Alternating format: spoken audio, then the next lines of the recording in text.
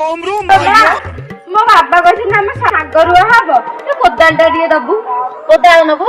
ତୋ ବାପା କହିଛି ଆଉ ତୋ ବାପା ଭଲ ଲୋକ ଟିକେ ମ ଯାହା ମାଗିଲେ ଦିଏ ମୁଁ ଦେବି ଯେ ଝୁଅଲ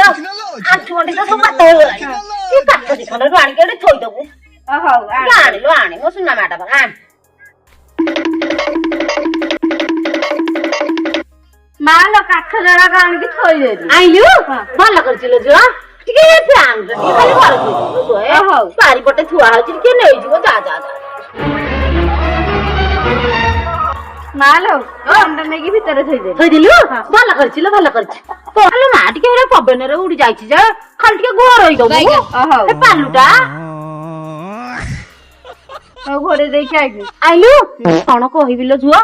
କୋଦାଳଟା ନୁହଁ ବେଷ୍ଟ ଭାଙ୍ଗି ଯାଉଛି ଖାଲି ଲୁହାଟା ଥୁଆ ହେଇଛି ତୁ ହେଇ କଥା ମତେ ଆଗରୁ କହିବା କଥା ନୁହେଁ ଏତେ କାମ କରିକି ମତେ କରୁଛି ତୁ ମୋ କାମ ଆସିଲେ ନୁହଁ କଣ କହିବି ମ ମୁଁ କଣ ଦେଖିଥିଲି କାଲି ତା ବା ନୁହଁ କାହାକୁ ଦେଇଥିଲି ସିଏ ପରା ବେଷ୍ଟ ଭାଙ୍ଗି ଦେଇଛି ତୁ ଦେଖିନୁ କେତେ କହିଛୁ ମୁଁ ଏତେ କାମ କରେନି ଦେଖିବୁ ହାଲିଆ ହେଇଗଲିଣି କାମ କରେନି ଘରେ ଗଲେ ଏଇଟା ଗାଳି ଶୁଣିବିନି ଯିବ ଥିଲେ ନା ଦୁଆର ପାହାଚ ମାରିବି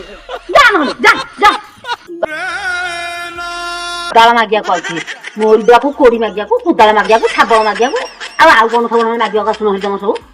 ହଁ ହେଇଛି ତମର ଶାଗ ଖାଇବ ମୁଁ କୋଦାଳ ଖାଇବି କାଇଁ କୋଦା ଶାଗ ଖାଇଲା ବାଲା ଯା ତମ ଆଉ କଣ